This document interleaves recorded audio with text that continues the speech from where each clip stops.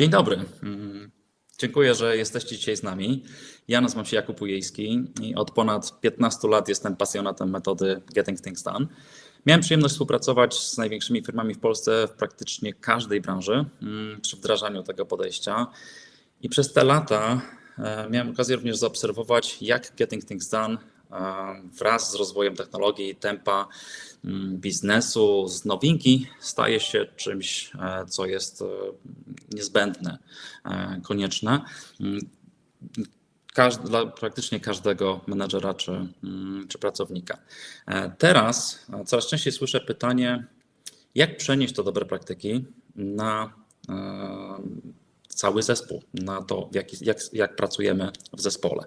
I dlatego bardzo się cieszę, że mogę się dzisiaj spotkać i porozmawiać z Edem Lamontem, partnerem biznesowym, przyjacielem Davida Allena, który jest jednym z najbardziej doświadczonych wdrożeniowców Getting Things Done w Europie. Wspólnie z Davidem przeskalowali oni te dobre praktyki, metody na zespół, a swoje doświadczenia zawarli w Getting Things Done w zespole, czyli skuteczna współpraca bez stresu, w tej oto książce. Także dzisiaj będziemy sobie o tym właśnie rozmawiać. Techniczna prośba, na koniec rozmowy zadam Edowi wasze pytania, więc jeżeli jakieś pojawią wam się w głowach w trakcie naszej dyskusji tutaj, bardzo proszę, piszcie na czacie.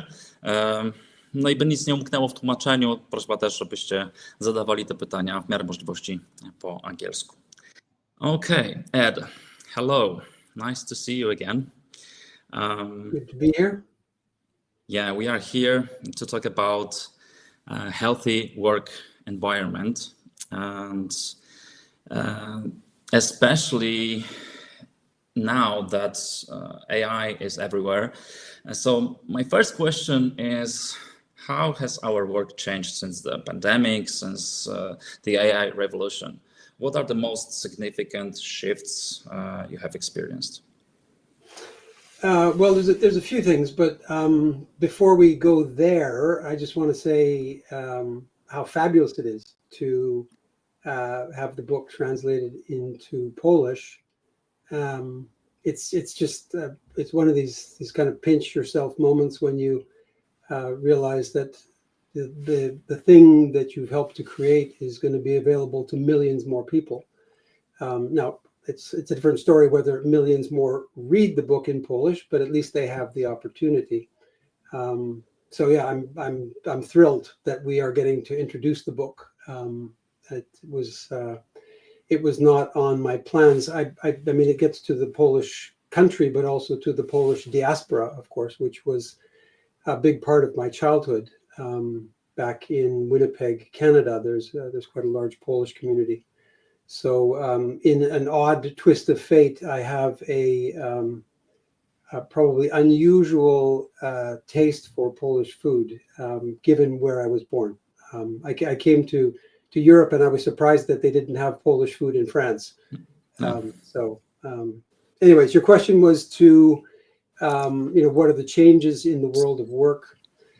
There's the kind of the classic one, which is things have not slowed down, right? So pandemic, AI, neither of those things seem to have put a bullet in the slowing down of or this juggernaut really of where work has gone.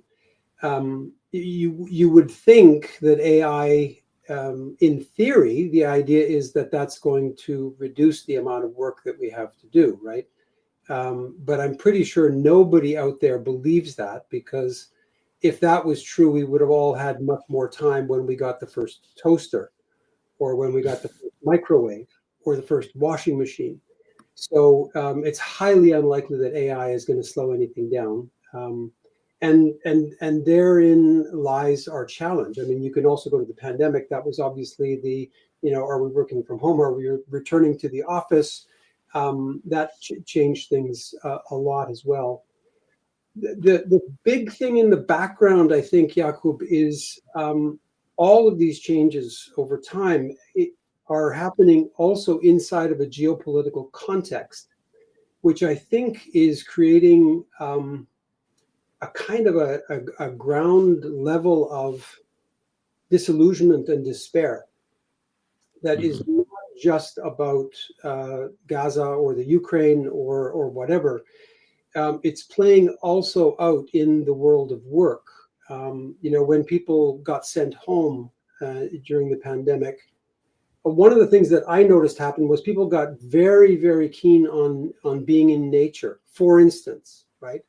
But I think a lot of people started to ask very probing questions about, well, why am I doing the thing that I'm doing anyways? Like I can't really make much meaning out of what I'm doing.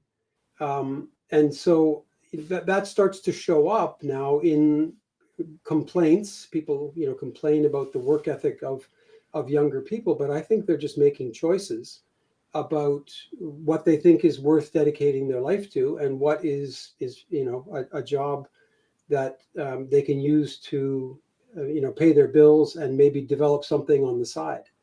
So those are all things I think that are happening in the world of work that are impacting on people's motivation and what they want for their future in the world of work. Do you see any impact on how people collaborate, or what challenges do teams face? Well, I mean, I think the big ones are, it's very difficult to tell who's on your team these days. So one of the things that I've had happen, much more often than I would have thought possible, is to be engaged by a team to do work with the team. But in the course of doing sort of preparatory and diagnostic work and trying to have some conversations with people on the team, it becomes clear that not everybody's clear who's on their team. So that's one feature that teams they're forming and coming apart much more quickly than they ever have, right? The membership is less clear. Again, it shows up in trying to organize an offsite and for a team, and then the question is, well, who are we inviting to our offsite? Who do we count as inside the team, and who is outside the team? And I think the other development is that not everybody who's on the team is in the organization. Right? Contractors, right? So you've got contractors who can be actually much more important for the team than the actual. I mean, not that they're more important. It's just that they're more important than some other people in the organization for the health and functioning of the team. Yeah. When I think about teams and the challenges that, at least in Poland, top management see, is that they want their teams to thrive, but they don't always know what changes are necessary in order to make that switch. What exactly can a leader do to promote a culture of healthy, high performance within their team? Fantastic. I mean, it's great to hear that people at least want to make the switch. So if I understood your question, the leaders want their teams to thrive, but they're not quite sure what to do. Yes. About that. Or where to start, or what's the most impactful thing that they can apply in order for their teams to thrive. So I've been thinking about this in the last few days, really, because when you say healthy high performance, it's a little bit like motherhood and apple pie, if you're familiar with that expression, right? There's nobody who votes against healthy high performance. No. Right? Yeah. Everybody's like, yeah, I want that. And then the work kind of starts, right? Because at that point, you need to have some kind of dashboard to be able to tell how you're doing. And on that dashboard, when you introduce the healthy to high performance, you make things, I think, more difficult, but in a good way. Because what most people are doing around high performance is they're looking at one metric, and it's usually financial in an organization, right? And so, you can have a high performance team which is on its knees, and people are burning out, or they're leaving and going elsewhere, or they're choosing a different career because they decided this one. So is that high performance? So if you introduce healthy high performance, then all of a sudden you need to think about, well, what aspects of health do I want to take into consideration? And what do I want to be high performance at? Or what do we as a team want to be high performance at?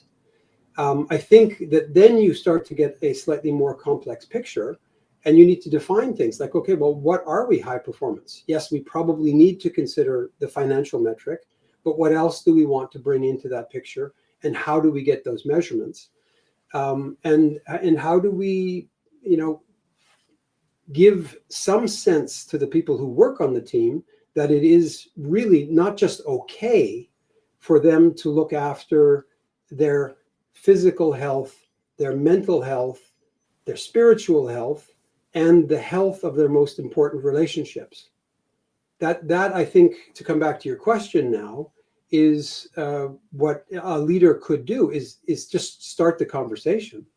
Like, what do we on this team consider to be healthy high performance?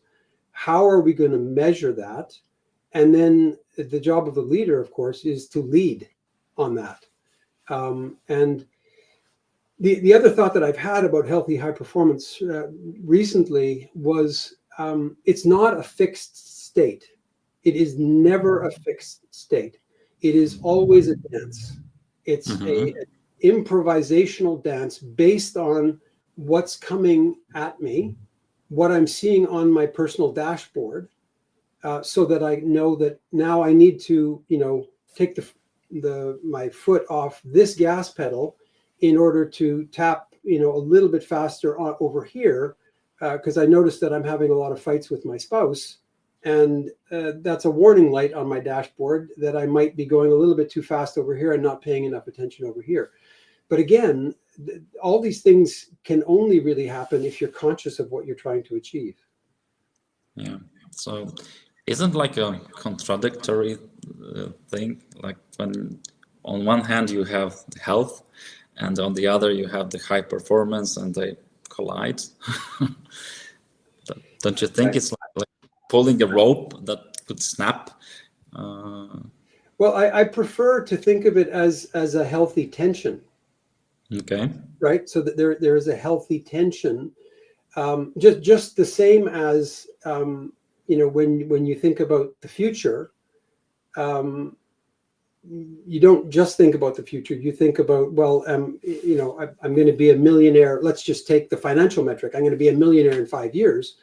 If you want to be truly happy, you don't spend all of your time thinking about being a millionaire in 5 years. You also work out how you can go out and enjoy the flowers that are still blooming here in London, at least, in the middle of September, because it's in that healthy tension that you aren't just wandering around smelling flowers. You're going someplace, but you're not so going someplace that you can't even see the flowers. Yeah. So that kind of constructive tension is all around us, and I think it's absolutely appropriate to hold that with healthy high performance, because this dance is not like we find a certain set of practices and we do them all the time and then we're always in that state. No, it's things are moving all the time, and I'm balancing this tension, which allows me to, more often than not, be in something like that state, but aware that I need to keep maintaining things to stay there. Yeah. That reminds me of one of the chapters of your book called "If You Don't Know How to Say No, Your Yes Doesn't Matter." What do you mean by that? Well, so it's actually your yes means nothing. Oh, okay. Right. You can feel free to translate more freely, but I mean, it's kind of factually true in the world we live in. If you don't ever say no, to commitments, Mhm. and you have a finite capacity to deliver, then anybody who's even halfway rational will know that some of the time when you are saying yes to them, you will not deliver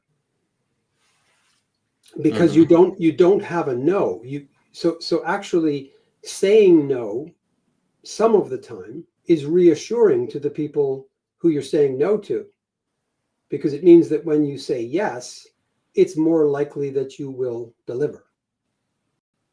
So, are you saying that we should more often than not say no to other people's requests? It's not more often than not. It's simply if you literally, if you never say no, Mm-hmm. then you set yourself up for failure, both in terms of being able to deliver everything because you do not have infinite capacity, True. and you also set yourself up to fail in terms of your reputation, because now instead of someone saying, this is a guy, if he says yes, or this is a girl who says yes, when they say that, I know that they've thought about it, and I know that they have a plan, and it is very much more likely than not that they will deliver on time, right? And because they created the capacity for themselves to deliver. Yeah. Mm-hmm. And the example probably helps here. One of my colleagues is, I would say he's a master at this. He's one of the people I know who's been doing GTD for, I think, longer than all of us. And he's just really clear about what he says yes and what he's saying no to. And sometimes that really irritates me, because the decisions are pushed back to me. It's like you can't have everything, but I can do whatever's most important for you. So is it A, B, or C that you want first? And of course, because I'm in my life and I've got lots going on, I'm basically like, well, I just want all three. Come on. But actually he says, no, you need to tell me, because I can't deliver you all of those things. We have some conversation, and we agree some delivery schedule, and or indeed I take something off him and give it to somebody else. But the net impact of that is that he's one of the best collaborators on the team, because we know we can trust when he says he's going to do something. Mm-hmm. How about on the team level, who should be the no sayer or the gatekeeper for the team? Because the answer that the example that you provided was like between you and your colleague. How about when there is a team and I, as a leader, would like them to thrive, would like them to have the capacity to deliver what they already promised to deliver. So should I be the gatekeeper? Should I say no? Or should they learn how to say no? What is your take on this? Well, I think it's a bit of both, for sure. Part of it is being in the conversation about capacity on the team. So the team needs to be in that conversation about how are we doing with our capacity. And from the work that we've done as trainers and coaches of the individual GTD methodology, and if people are listening, I'm guessing they might be a little bit familiar with that. There's the concept of a projects list, right? So if everyone is maintaining a complete and up-to-date projects list, then it is very easy for the leader to sit with them and go through that list and be clear about what's first, what's next, and what actually we don't need right now. Can you move that off your list, please? I want you to be focused on this. So that's one thing that can be done. But the same thing really needs to happen at a team level, where the team is clear on what it has capacity for. And that when it says yes to things, it's also saying no to some other things. So it's either saying yes to this thing, this new thing that just arrived, we can do that, but we can't do these two other things that we committed to if you want that first. So that's probably the role of the leader in the first instance. And that's, when in the book somewhere I describe, the job of the leader is to provide air cover, right? In a military metaphor, like they are making sure they're up above the people who are doing the work and making sure that there's nothing coming in that is going to get in the way of their doing work. So the leader needs to have that. The challenge for the leader isn't always aware what everybody on the team is doing and what they are making as side agreements without reporting it back to the team leadership and or the team as a team when they meet to discuss capacity. Yeah. And if you add to that mix the fact that the conversation and collaboration is on multiple platforms, multiple tools, we tend to have this, I don't know how to call it, chaos maybe, with establishing who does what and what needs to happen and who's responsible for what. So when I'm working with clients from the knowledge-based or project-driven companies, I often hear that people asking, okay, how can I tackle this ineffective collaboration across multiple apps and platforms to actually help my team, to boost the team productivity?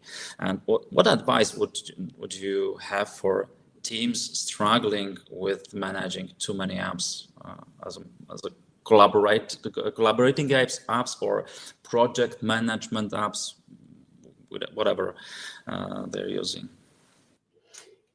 Cut. So it's work that we do. Very often, one of the first things that we're asked to do is to do a diagnostic about what's actually happening in the team. And as part of that, we can do an audit of, what are you trying to do? Where do you want to see that? And what kind of reports do you want to generate, from whatever you're doing? And then looking at the tool set that you're currently using and then making recommendations about, well, you currently, and this is a real example, right?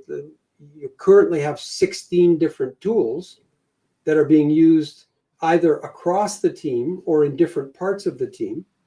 And very often what it is there's one part of the team that's decided that there's some special tool that's, linked something outside of the team, and it's the best thing in order for them to be in touch with that thing, whatever it is. So they want to use it and they use it, but nobody else on the team likes it. Right. And so now they're doing like lobbying in meetings for, come on, we can use this. It'll do this for us. This is, again, a place where, the leader, I think, has to make some moves, which is we have guys, girls, we're going to do 4 tools or 5 tools, but we're not doing 15. Yeah, that is simply a waste of everybody's time, running around in circles trying to check platforms to make sure that they're up to date on things when they could be doing work. Okay, so last but not least, the most frequently question I hear almost all of the time for the past, I don't know how many years, is how can the proven GTD practices from the individual level, how can they be transferred to the team, for the whole team to work better, to be more productive? Well, I'm glad you asked. I wrote a book about this, and I'm not quite sure if I can answer your question, because it's a big question, right? There's a lot of different ways that I can go with that. I mean, effectively, we have time. Book, team getting things done with others, or getting things done in the band. Love it. Yes. Get into a musical niche. So that was one of the kind of the starting principles of it, was like, okay, look, there was a lot of things that clearly worked incredibly well in David's original books. And let's not lose those things when we start to look at it from a team perspective. So not everything in team is kind of a mirroring upwards, but a lot of it is, right? So if you think of the horizons of focus and things like purpose and vision, they apply obviously just as well to a team as to an individual. In both cases, what I've found both as a coach of individuals and of teams is that it's an easy win that people aren't taking. Right. So there's that level of it, and I could go through all of that, right? But I won't. But you can just say that if you're getting value at an individual level, there is probably some mirror up at a team level. But the reason that it's worth writing a book about it is that there's also a whole bunch of other things that you can't really do that are kind of direct from individual to team. So your most recent question about apps and things like that, what you can do with people at an individual level is teach them how to get on top of their stuff. At a team level, you can make a decision about which apps you're going to use, which platforms you're going to use. An individual can't do that, right? As an individual level, you can show up and be a great participant in meetings, but you might be going to useless meetings. At a team level, you can make decisions about, okay, how can we make our meetings less useless or useful? Make them more useful. Let's be positive here. And those are things that you can't do as an individual. You can complain, right, about having to attend useless meetings, but you can't actually make them better. You need to get the team on board, and there's a bunch of stuff that we identified in the writing of the book that is now out in the world and now in Polish too. Yeah, definitely it is. It's not about the band, or as one of our comments says, also works for a band. So whatever team you have, even if it's a musical team, as long as it works, it's okay to have some support from a well-established approach for the productive band. One last thing that I have in mind, is there any because as you know, people like to have something to take with themselves. Do you have any tip that you could share with a leader, a manager, to apply today or tomorrow at their team level to improve their healthy high performance? I mean, if you're a leader of a team, that you cast the largest shadow in the team, in terms of culture, right? So everybody, this is the thing that, again, over the course of whatever it is now, 25, 26 years of coaching leaders, one of the things I noticed is that leaders really don't understand the power that they have, not positional power, but the power of example. And if you put it into some feudal hierarchy, they are the prince or they are the duke, right? And everybody underneath the duke is looking at the duke for clues on how to do the thing and how to, maybe become the next duke, right? It seems like leaders they're so busy, they don't really perceive that power that they have. So to come back to your question, I think the main thing that they could do is to consider, what is healthy high performance for me? And, am I willing to take the time to clarify that for myself in order that I can now bring this concept to my team and engage a conversation with full vulnerability? Because it's not about showing up and going, like, hey, I've got it all solved, guys. Now just get with the program. Everybody else get healthy and start performing at a high level. It's showing up and being willing to say, look, this is what I want. And I aspire to this for us all. And I'm making mistakes as an individual. We will make mistakes as a team. But it is worth failing. It is worth trying and failing than just kind of hammering on in some model in a system where a lot of people are simply not thriving anymore. Mm. Okay. Yeah? They will thrive more if you try than if you don't. At least they will have the chance to thrive. Yeah. Okay, Ed, it was pleasure to talk to you. Really nice meeting you again. So thank you very much for your wisdom. Of course, all of that is in the book. So I will switch to Polish right now. Dziękuję Wam wszystkim bardzo za to spotkanie. Więcej na te tematy, które poruszaliśmy z Edem, znajdziecie w polskim wydaniu Getting Things Done w zespole, czyli skuteczna współpraca bez stresu, do której lektury serdecznie Was zapraszam. A jeżeli lubicie krótszy format i chcecie regularnie otrzymywać jakieś praktyczne wskazówki na temat metody, to zachęcam Was do subskrypcji naszego biuletynu o produktywnej pracy, który jest pełen konkretnych narzędzi i inspiracji. Link znajdziecie oczywiście w komentarzu pod tym live'em. Także thank you very much once again, Ed. Dziękuję Wam bardzo. Do zobaczenia.